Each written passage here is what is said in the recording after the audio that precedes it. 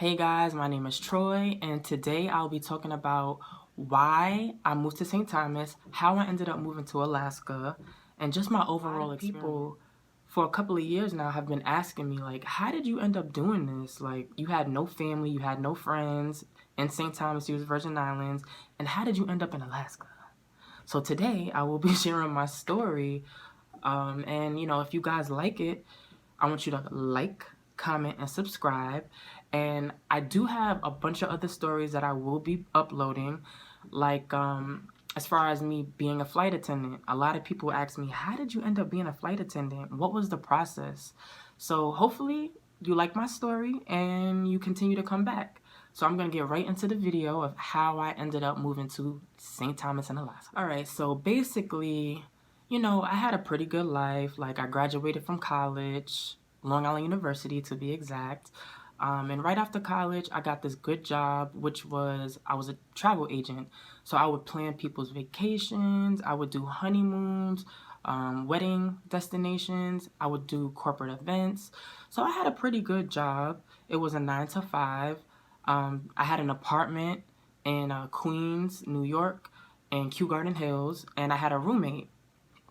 And for the first year of me doing that job, I was like, wow, like I'm an adult, I'm working in the office, 9 to 5. But then I started realizing, like, okay, I'm bored. Like, is this it? Like, people go to college, they get a job, and then they just work the rest of their lives. Like, for me, I was just like, this ain't it for me. It ain't it, sis. So one day on a drunken night, because that's usually how my ideas come about, me and my roommate, we literally were just talking about life, just talking about how bored we are. And, I was just like, yo, like, let's pick up and let's move. Literally, this was on a drunken night. Like, it was nothing, like, no elaborate story. We were drunk. And I was like, yo, let's move. And my roommate at the time, she was just like, yo, like, I'm with it. Like, it has to be more to life than just going to work, making money, and paying bills, and not really having fun like that. So we end up talking about, okay, boom, like, where do you want to move? Like, let's move to Europe. We was like, no, we can't move to Europe. You need a visa because you can't work there without a work visa, and it costs us a lot of money. I like the beach. I like hot weather. Let's move somewhere in the States where we could do that at. Miami was an option, but at the time we were just like, nah, like, let's do something tropical. Hawaii. We're gonna move to Hawaii. And then we end up doing research on Hawaii, and then we found out that it was very expensive to live in Hawaii. So then we started thinking, all right, well, let's go to Puerto Rico. Then we was like, no, because none of us speak fluent Spanish, so that's not gonna work. I've been to Puerto Rico many times after that decision, and then I found out that a lot of people in Puerto Rico speak English, but that's either here nor there. So we were just like, okay, St. Thomas. And I was like, yo, I've been to St. Thomas before. And then we actually had a friend who moved to St. Thomas, and she lived on a boat. I was watching her Instagram, and I was looking at her pictures. I'm like, yo, let's move to St. Thomas. So we did a little bit of research. We talked to my friend that used to live there, and we was just like, it's close to New York. Like, anytime we want to come back for holidays, we can, like, just take a 3-hour flight from St. Thomas back to New York. And we was like, all right, boom. This is great. This is a great place to live. So I ended up telling my parents, and of course they're like, what? Like, you're living in La La Land. Like, you want to give up your apartment in New York, which a lot of people can't find and afford, and you want to give up your car, and you want to move to St. Thomas so you can live on the beach and get a suntan every day? You're crazy. But I had to explain to my parents, I'm like, look, I'm not happy where I'm at right now. And I want to live my life. Like, I want to have fun. Like, I want to explore the world. Like, living on earth is not just going to work and doing a job that you don't like and paying bills. You know what I'm saying? And I feel like anybody who has parents right now who are like 55 and up, y'all definitely know what I'm talking about. A lot of that generation, they got a job to do what it was made for, provide. And a lot of them were not happy. And I always told myself, I said, I'm not going to do a job, or I'm not going to continue doing a job if I'm not happy doing it. You know what I'm saying? So I explained that to them, and they still looked at me like I was crazy. But at the end of the day, it's not about what they want me to do. It's about what I need to do for myself. So luckily, I got fired from my job. And that was the push I needed, because I probably would have still been there today. So I got fired, and then I end up telling my roommate, like, listen, sis, like, I got fired from my job. I'm about to get one that I don't care about, and I'm going to save money because we're moving to St. Thomas, the U.S. Virgin Islands. Like, I know we were drunk when we talked about this, but I'm dead serious. So are you with it or are you not? She was like, I'm with it. So I was like, okay, sis, she's on board. So I ended up working at Amazon, and I saved a bunch of money up. A bunch of money. I'm not going to tell you how much, but I saved a bunch. Now, I'll tell you. This is not a bunch, but I saved up like $4,000. And, our goal was to save at least $5,000. And by January of 2017, we were going to move to St. Thomas. So January came around, and we moved to St. Thomas. A little backstory on before we actually moved to St. Thomas. But Dua knew a girl who also was living there. That was one of her friends. Now, we knew a girl that lived there. We went to high school with her. And then she knew another girl who was actually still there at that time. And then when we moved, she was going to be leaving St. Thomas. And she was like, oh, I got a great place for y'all to stay. The lady I'm staying with, like, she's really nice. Her apartment is clean. She lives in the city. It's easy to get to everything. So, I'm trusting her word, and my friend is trusting her friend, because I don't know the girl, so I'm taking her word for it. Like, okay, whatever. I've hung out with this girl before. I'm like, all right. She's sort of like me. I'm going to take her advice on this apartment. But we end up moving, and once I got on the plane, I was just like, wow, like, am I really doing this? Am I really about to go on this adventure that I said I was going to do? And my parents think I'm crazy doing it. And I'm just like, yo, there's no turning back now. So, oh wait, did I mention that we didn't have jobs? We didn't have no job. But we said we're going to give ourselves 2 weeks. If we can't find a job in 2 weeks, we're going to have to leave, because, our money's going to be running out. We had to give a deposit in to this lady that we were going to be moving into her house, and we had to pay rent. You know what I'm saying? So if we couldn't find a job in 2 weeks, maybe 3 weeks, that's it. We were done. So we get off the plane, and me and my roommate are just like, yo, like, we actually did this. We in St. Thomas. It's about to be lit. So then we get in a cab. And what I didn't know is that in certain islands, well, definitely in St. Thomas, they charge each person. They don't charge you just, like, overall one fee.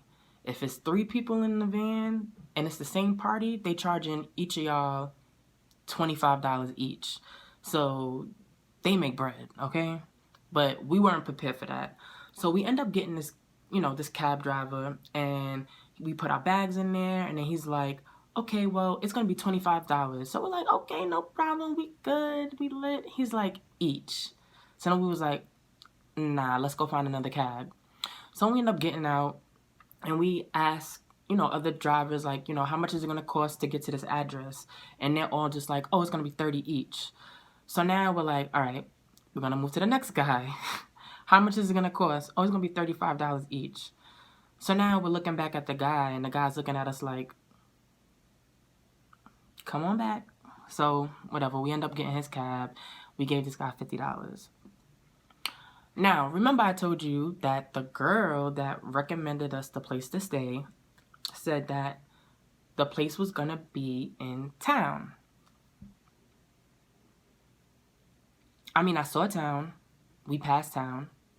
We was like, wow, the town is so nice. Like, yes, look at downtown. Oh my God, I can't believe we're gonna be living here. So then we end up passing downtown.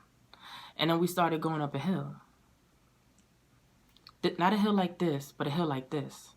So now we looking back at downtown, and now I'm looking at my friend like, downtown is that way, and we going this way. And let me tell you, we started going so high up into the mountains that we started losing service on our phones. Started losing service. And it came a point where the cab driver was like, I can't go any further because my van's not going to make it. So now I'm looking at him like, excuse me, huh? I'm like, we gave you $50. $50. You gonna get us up that hill, okay, partner? So then he ends up kicking us out the cab. So we end up walking up the hill.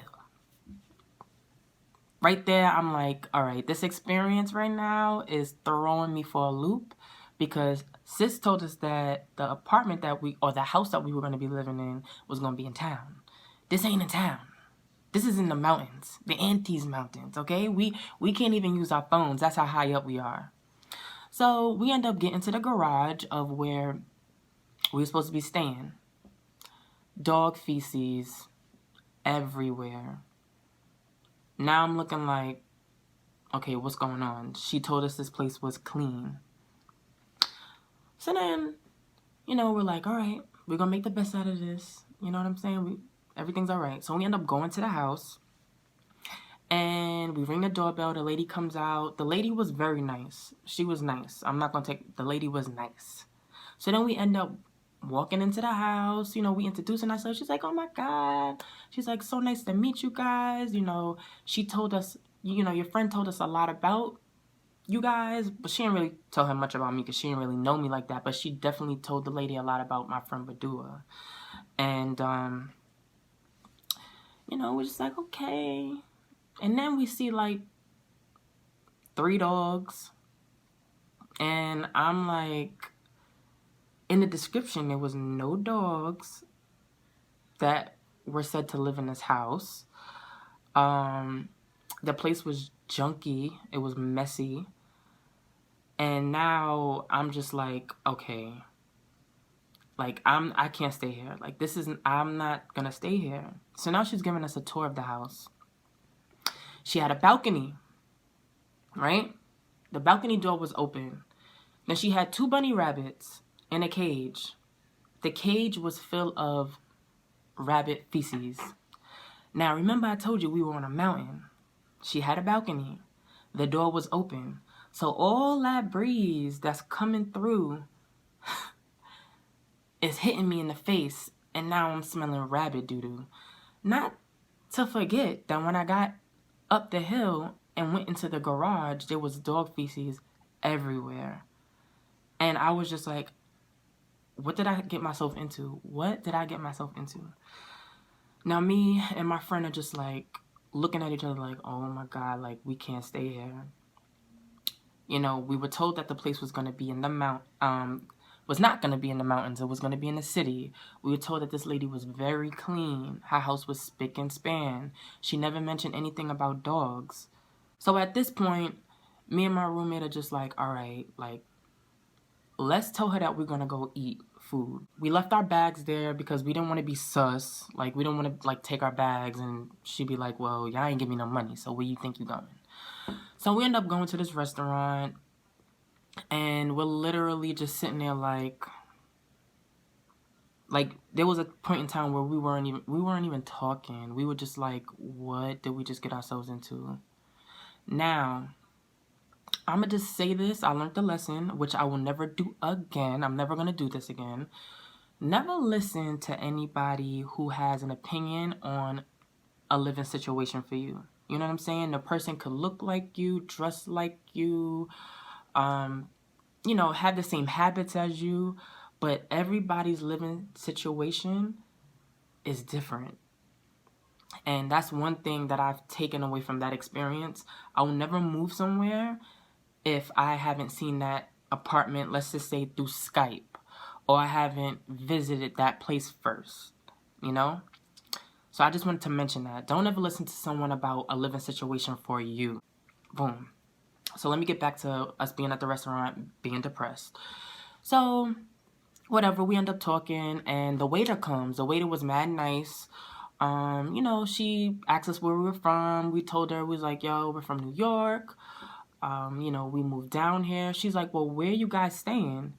And me and my roommate looked at each other and was like, honestly, like, we don't even know. Like, the place that we thought we were going to stay at was not what the description was like. And, you know, now we don't know where we're going to stay. And she was just like, oh, well, you know, she's like, I live in this place called Miller Manor. And we're just like, okay, well, what's that? She's like, it's kind of like a hotel where you could stay, like, really long at. Like, you could stay there for, like, 2 months, 3 months, and it's affordable. So she was like, you know, they take people all the time. She's like, you know, let me give you the number, and, you know, you call them and see if they have any availability. We end up calling them, Miller Manor, and we told them the situation. They didn't have any apartments at the time. They didn't have anything. But then when we told them our situation, we end up meeting them in person, and they was just like, you know, this is not the first time that people have come to us telling us that, you know, they wanted to move down to St. Thomas and the apartments look completely different from what they saw online or what the description was. And they said, you know, we got something for you. So we were just like, thank you so much. Like, thank you. You know, how much is it going to be? And I think that people really felt bad for us because it was mad cheap and the rooms are pretty big. So we end up taking a cab back to the lady's house, and we end up telling her, like, look, you know, this is what happened when we got here, and this is not what we expected. We told her that I was allergic to dogs, which I'm not, but I don't like living with animals, and that's something that should have definitely been told to us, you know what I'm saying? And she never mentioned it. So of course she was mad, but at the end of the day, you gotta do what's best for you. You can't accommodate people, you know, just because you feel bad. Like, no, your house is a wreck. I don't know who you thought was living here, who was staying here. We're not sorry, sis. Like, we can't do it. But that's the end with that. So we end up going to the hotel, and, you know, the people were very nice. I'm gonna keep this story a little bit, trying to shorten it a little bit, because there's a lot of details going into it. But, yeah, the people were nice. We settled in, and literally, we told ourselves, all right, boom, we're going to wake up tomorrow, and we're going to find jobs. So first thing in the morning, both of us woke up, we ate breakfast, we printed out resumes. I think I had like 20 resumes on me. I was not playing. I went out and I just started handing my resumes out to a bunch of different places, a bunch of different companies. You know, I spent the whole day doing that. Then I came back around maybe like 7 o'clock when the sun started going down. You know, went on my computer, was on Craigslist, was on Indeed. Like, I was making sure, like, you know, I exhausted all my opportunities to get a job. Like, I made sure, like, we weren't playing. So I will tell you this. I got a couple of emails. I got a couple callbacks from different companies, different stores and things like that. And there's one company that stuck out in particular to me, and it was this marketing company. Now, I don't know if I mentioned in the beginning, but I went to school for public relations, which is kind of like marketing a little bit, you know what I'm saying? So this marketing company reached out to me, so I went to the company, and it was a soap company. Now, this was a couple of years ago, so I forgot what the name was. But, yeah, it was a company that distributed soaps. And, you know, I got the job, and I was so excited. Now, I got this job in 2 days. In 2 days, I got the job. So I was very excited. I'm like, yo, I'm about to tell my roommate. We're going to go to the bar. We're going to drink, because she also got a job too. She got a job as well. So we wanted to celebrate because we were just like, okay, we thought this was going to be harder than what it was. So I'm like walking home, and now I'm walking on Main Street. Main Street is like the main street clearly in St. Thomas, and they have a bunch of jewelry stores. They got a bunch of clothing stores. So I'm walking past this jewelry store, and I'm like, wow, there's a lot of people my age in this store. The job that I just got, was a good paying job, but the people there are like, a lot older than me, and I was the only person that was young. So I'm like, So I went home, back to the hotel, and I Googled the jewelry stores that I just, I passed. Like all the people who worked there were like young. So I Googled them, and I'm just like, oh, all right. So I'm looking up information on them. So I'm like, you know what? Tomorrow I'm going to go out and I'm going to apply to these jewelry stores. So I end up applying to this place called Little Switzerland. And I end up getting a job. So I had to make a real, not really a hard decision, but I had to make a decision. Do I want to get a job selling jewelry, or do I want to get a job that is also another 9 to 5, a marketing job with older people, or do I want this one? I know y'all might think I'm crazy, but I took the jewelry job because I'm like, yo, there's people here my age. Why not? You know what I'm saying? I moved here for a good time, not a long time. You feel me? So I end up getting the job. I end up starting. When I tell you from there, I made so many friends. I started going to parties. I started, going to barbecues, then going with people to beach days. It was something that I wanted to do, like an experience I wanted to indulge in. I was making a good amount of money. I was doing everything that I wanted to do, but I still ain't have a place to live permanently. So I end up, telling the people that I at the hotel, like, oh, I got a job at this jewelry store. He ended up telling me really good things about it, the guy who owned the hotel. And then he was like, you know what?